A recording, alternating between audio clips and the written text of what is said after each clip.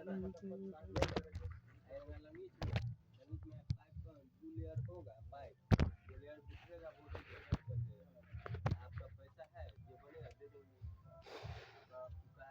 जय हिंद आप सभी को, जय श्री राधे राधे।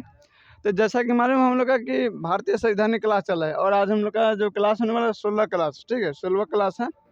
तो आज हम लोग बात करने वाले हैं डीपीएसपी पे, यानी नीति निर्देशक तत्व पर हम लोग बात करने वाले हैं, ठीक है। और नीति निर्देशक जो सिद्धांत है उसके बारे में हम लोग पढ़ेंगे आज। तो चलिए हम लोग बिना देरी क्लास को स्टार्ट करते हैं, ठीक है बाबू। देखिए बाबू, नीति निर्देशक तत्व जो है कहाँ से लिया गया है?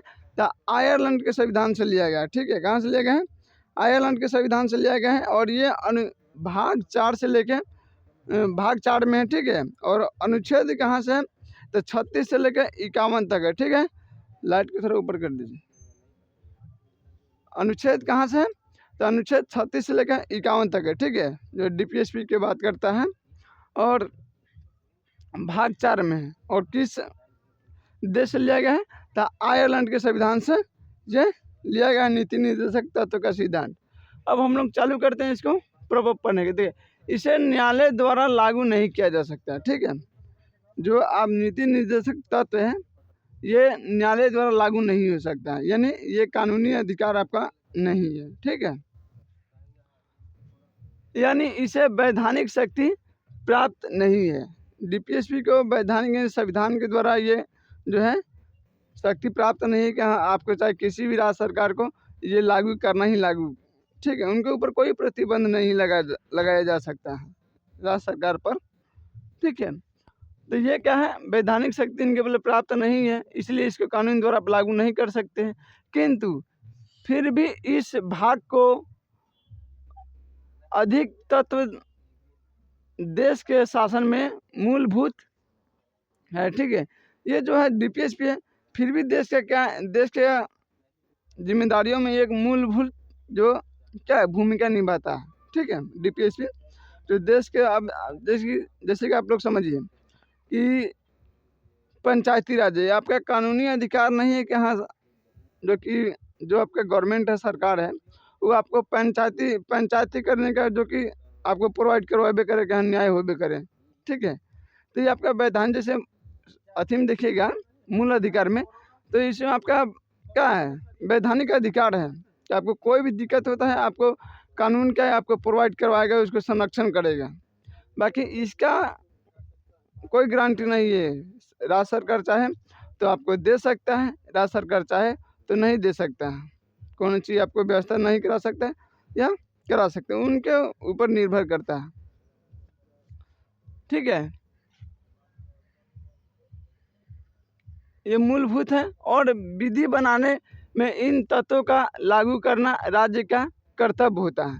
जब कोई भी राज्य सरकार जब कानून बनाता है तो इसमें डीपीएसपी के थोड़ा क्या करते हैं, उनको मर्ज करना पड़े। उनका कर्तव्य ये दायित्व है कि आप अपने राज्य के प्रजा के हित में सोचे विचारे, उनको जो हित में जो कदम उठ सकते हैं उठाइए, क्या समझे। जैसे कि आपको सपोज कीजिए कि पंचायती राज, राशन, ये सब जो आप देखिएगा कुछ समझ लीजिए कि कोई चीज़ में छूट, ये सब क्या है राज्य सरकार के ऊपर निर्भर करता है, ठीक है। तो जैसे कि देखिए पहले पेट्रोल राशन में आपको मटिया तेल मिलता था ना, मिट्टी तेल, अब नहीं मिलता। तो राज्य सरकार का क्या है अधिकार, मन कर दे चाहे ना दे, ठीक है। पहले पैसा लेती थी, अब नहीं लेता, उनका मन के ऊपर निर्भर करता है, क्या है कि नहीं। तो उसी तरह का ये राज्य सरकार जब राज्य का कोई भी सरकार जब कानून विधि बनाता है तो उस तत्व के डीपीएसपी को उनको लागू थोड़ा करना कर्तव्य हो जाता है, ठीक है। यानी भारतीय संविधान के अनुसार राज्य का नीति निर्देशक तत्व शासन के लिए आधारभूत है, ठीक है। कहने के तात्पर्य यह है कि जो राज्य सरकार जो है, ठीक है, कोई भी विधि बना रहे हैं, अथी कर रहे हैं, चाहे आपको शासन करना है तो जैसे लोग कहता है ना कि अभी अमूमन बहुत लोग को कोई चीज़ मालूम नहीं है संविधान के बारे में, मालूम है नहीं है ना। बाकी फिर भी संविधान में आपका हर एक चीज़ लिखा गया है जो आप नहीं जानते, आपको देना है, प्रोवाइड करवाना है।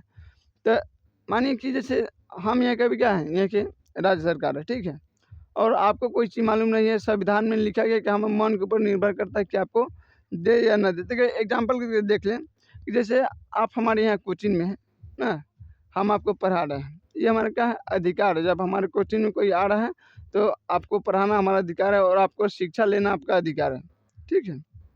बाकी हाँ, यही में आपके नोट्स जो होता है, पीडीएफ होता है, ये आपका वैधानिक अधिकार नहीं, वो हमारे ऊपर निर्भर करता है कि आपको हम दे या ना दें, ठीक है। इसके लिए आप कुछ कानून में भी आप नहीं जा सकते हैं कि हाँ सर हम क्या कोचिंग पढ़ते हैं और ये हमको पीडीएफ नहीं दे रहे हैं, ये नहीं, आपको क्लास दिया जा रहा है, आप खुद यहाँ से क्या कीजिए, लिख लीजिए, ठीक है। लाइन कट गया है। तो क्या करना है, तो पीडीएफ हम पर निर्भर करता है कि हाँ बच्चों को हम दे या ना दे। ठीक उसी तरह कर देखिएगा सरकार के जो कि मूल अधिकार है आपका, वो तो सरकार को देना ही देना है, चाहे वो सरकार दे या ना दे, आपको कानून देगा। लेकिन हाँ, जो डीपीएसपी में जितने भी सिद्धांत हैं, तत्व है, वो सरकार के ऊपर निर्भर करता है, ठीक है, कि आपको दे या ना दे। सरकार के ऊपर अगर बजट है तो आपको दे सकता है, सरकार के पहले आपका बजट नहीं, आप नहीं दे सकता है, ठीक है। तो देखिएगा भारतीय संविधान के अनुसार राज्य का नीति निर्देशक तत्व के सिद्धांत के लिए आधारभूत मानी जाती है। किसी भी राज्य को आप शासन करना चाहते हैं, उस पर आपका ये सब चीज़ प्रोवाइड करेगा, तो आपका आधारभूत क्या है, मजबूत रहेगा। यहाँ सरकार हमारी गवर्नमेंट ये दे रहा है, वो इधर, जैसे लोग कहते हैं, जैसे भी यूपी में बहुत चीज़ सरकार दे रहा है, बहुत कानूनों में देख ले बहुत बदलाव आया है।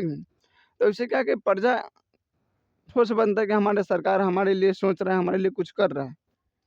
अब मानिए कि आपके पास उतना बजट नहीं है, जैसे बिहार की सरकार भी देखिएगा, तो उतना ठोस कदम नहीं उठाते हैं ना, कि हाँ अब कुछ लग रहा है कि साल भर में कुछ बदलाव, चेंजिंग कुछ देखने में, आप समझ लें कि उतना तो नहीं, लेकिन हाँ कुछ आपको देखने को मिल रहा है, ठीक है। और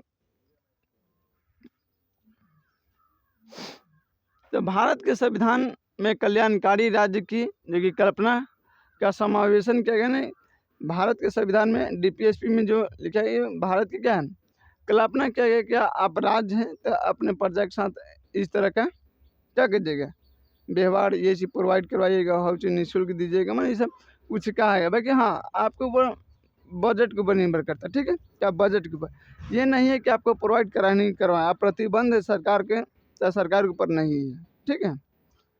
डीपीएसपी में यही सिद्धांत है। तो जो कि भारतीय संविधान में कल्याणकारी राज्य की कल्पना का समावेशन किया गया है, ठीक है, राज्य का नीति निर्देशक तत्व में किया गया है। और कल्याणकारी राज्य का उद्देश्य होता है कि सामाजिक और आर्थिक प्रजातंत्र की स्थापना करना होता है, ठीक है। डीपीएसपी में ये कहा गया कि आप जो अपने प्रजा है उनके साथ सामाजिक, आर्थिक, प्रजातंत्र इस सब को क्या बनाए रखना है, उसको आर्थिक मजबूती भी दीजिए। अगर कोई चीज़ नहीं है उनके पहले समझ लीजिए कि आर्थिक स्थिति कमज़ोर है, तो आप कुछ उस क्षेत्र का क्या डेवलप कीजिए कि वहाँ के लोग सब उसमें कमाए धमाए, ठीक है, उनका पोषण पालन अच्छे तरीके से चले, बिजनेस करने के लिए प्रोत्साहन कीजिए, कुछ क्या कीजिए, बजट उनको दीजिए ना। तो ये सब आपको दिया गया है डीपीएसपी में, ठीक है। जैसे आर्थिक सामाजिक न्याय, समाज में अगर किसी को प्रताड़ित कर रहा है तो आप उसको समाज से उठाइए, उनको थोड़ा हाई लेवल पर ले जाने की कोशिश कीजिए, अच्छे क्वालिटी के बीज उज प्रोवाइड करवाइए, खाद अच्छे तरीके से कीजिए, ठीक है। तो ये सब क्या है कि सामाजिक आर्थिक ये सब देना है सरकार को, यानी प्रोवाइड करवा के उन पर प्रतिबंध नहीं है, इतना आपको हम बता रहे हैं, ठीक है। संविधान में नीति निर्देशक तत्व का शामिल किया गया है, इसका उद्देश्य इसीलिए है, ठीक है। और देखिएगा कुछ नोट है उसको आप लिख लीजिएगा। देखिए भारत सरकार अधिनियम यानी गवर्नमेंट ऑफ इंडिया 1935 यानी भारत शासन अधिनियम 1935 में जो कि अंतर्विष्ट अनुदेश, ठीक है, पत्र को भारतीय संविधान के राज्य के नीति निर्देशक तत्व के रूप में समाविष्ट किया गया था, ठीक है। देखिए ये जो पत्र है ना, आपको हम बता देते हैं इसे, ये जो पत्र है DPSP, ये 1935 में ब्रिटिश पार्लियामेंट से, यानी ब्रिटिश संसद से, जो कि उस समय जो गवर्नर थे भारत में, उनके ऊपर और जितने भी भारत के जर्नल थे उस सब के ऊपर ये लागू होता था कि आप अपने क्षेत्र का प्रजा के साथ इस तरह का अति कार्य कीजिएगा, ठीक है। तो वो जो आप देखिएगा वही पत्र यहाँ आपको DPSP के तत्व के रूप में भारतीय संविधान में स्वीकार किया गया है, जो कि आगे हम लिख देते। देखिए, यह पत्र 1935 के अधिनियम के तहत ब्रिटिश सरकार द्वारा भारत के गवर्नर जनरल और प्रांतों के गवर्नरों को जारी किया गया था, ठीक है। ये DPSP जो कि 1935 में भारत के जो गवर्नर जनरल थे और प्रांत, ठीक है, जैसे कि आज हम लोग राज्य कहते हैं तो उस समय प्रांत, तो प्रांतों के जो कि गवर्नर थे उनके लिए जारी किया गया था। देखिए, ये जारी किया गया था कि आप जो हम बताइए देखिए आपका क्षेत्र की जो है प्रजा के सामाजिक आर्थिक न्याय ये सब कुछ देख उनको उठाइए। इन्हें से एक समाज में एक आदमी बढ़ते चल जाए, एक आदमी घटते चल जाए, ठीक है। अब हम लोग अनुच्छेद 38 से पढ़ लेते, ठीक है। तो आर्टिकल 39 में देखिएगा, राज्य लोक कल्याण की अभिवृद्धि के लिए सामाजिक व्यवस्था बनाएगा, ठीक है। इसमें बताया कि राज्य कल्याण के लिए जो सामाजिक न्याय होगा, जो सामाजिक व्यवस्था होगी, जो समाज में उचित होगा, वो राज्य सरकार प्रोवाइड करेगा, में समाज में स्थिरता बनाए और डेवलपमेंट के काम करें, ठीक है। इसको जिसे नागरिकों को सामाजिक आर्थिक एवं राजनीतिक न्याय मिलेगा, ठीक है। राज्य सरकार मैंने ऐसा विधि कानून ऐसा तरीके से शासन करें कि समाज में सभी लोग को सामाजिक आर्थिक की जो कि विधिवत इस सब का न्याय पूर्णतः मिले, ठीक है। इसका देखिए अनुच्छेद 39 के क में लिखा गया है कि समान न्याय होना चाहिए और निःशुल्क विधिक सहायता और समान कार्य के लिए समान वेतन की व्यवस्था की जाए, ठीक है। जैसे कि मान लीजिए कि सरकार आपके साथ क्या क्या कर सकते, तो आपको समान न्याय होना चाहिए। जो आपका फैक्ट्स एविडेंस के तहत, जो मानिए कि कोई करोड़पति है, अगर चोरी किया है और आप भी चोरी कर रहे हैं, मानिए गरीब है, भिखमंगे मान लीजिए, ठीक है, तो आप भी चोरी कर रहे हैं, तो आपको भी क्या, जो उस व्यक्ति को मानिए कि सपोज कीजिए कि आप ही किसी का चोरी चैन छीन लेते हैं, और लखपति का बेटा है वो भी जा रहा है, वो भी किसी का चैन छीन लेता है, चाहे मान लीजिए कि उनके ऊपर ये आरोप लगता है, तो जो न्यायालय उस लखपति के बेटा को जो सजा देगी, चाहे 2 महीना का हो, 5 महीना का हो, चाहे जितना जुर्माना हो, वही कानून आपको भी मिलेगा, चाहे आप भिखमंगा रहिए। ये नहीं होना चाहिए कि हाँ आप भिखमंगा है तो आपको 5 साल के लिए सजा और 5,000 जुर्माना, और वो लखपति है तो उनको 2 महीने का सजा और 2500 जुर्माना, ऐसा नहीं होना चाहिए। बात समझे, सबको समान न्याय मिलना चाहिए, चाहे लखपति हो, करोड़पति हो, भिखमंगा हो, चाहे गरीब हो, मीडियम का, मैंने बात समझ रहे हैं।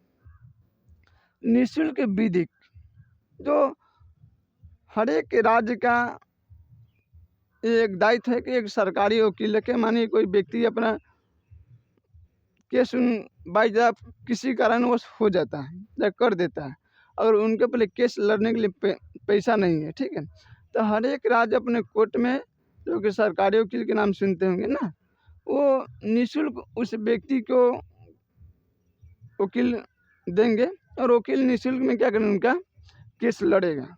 बस समझ रहा है। हाँ, जिसके हम लोग शायद अटॉर्नी जनरल कहते हैं, तो ये अटॉर्नी जनरल अथी में होता है, सुप्रीम कोर्ट में होता है ना बनी। अच्छा, इस सब आगे तो हम बात करेंगे। तो ये राज्य सरकार का एक होता है कि आप निःशुल्क क्या है वकील को प्रोवाइड कराइए, निःशुल्क विधि सहायता, बात समझ रहे हैं। उसका आप देखिएगा कि समान कार्य के लिए समान वेतन। अगर कोई व्यक्ति समझ लीजिए कि उम्र उसका कम है और आपका उम्र बेसी है, आप 40 साल का है, वो लड़का 20 साल का है, लेकिन हाँ दोनों व्यक्ति काम को क्या समान कर रहे हैं।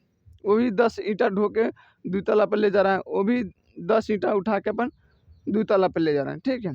तो आप ऐसा भेदभाव नहीं कर सकते हैं कि हाँ वो बेचारे बड़े हैं तो उनको 400 रुपये दिया जाए और ये बेचारे छोटे हैं 20 साल के, तो इनको 200 या 250 रुपया दिया जाए। आप ऐसा नहीं कर सकते, ठीक है। अगर समान कार्य कर रहे हैं तो आपको समान वेतन देना है, आपको आयु, उम्र, जात पात ये सब कुछ नहीं देखना है, ठीक है। तो ये आपको 39 के क में दिया गया, ठीक है। उसके बाद देखिएगा ये सब राज्य क्या व्यवस्था करेगी। तो आज हम लोग इतना ही तक रहने देते हैं, फिर हम लोग मिलेंगे अगले नेक्स्ट क्लास में। आप सभी को जय हिंद, जय श्री राधे राधे, ठीक है।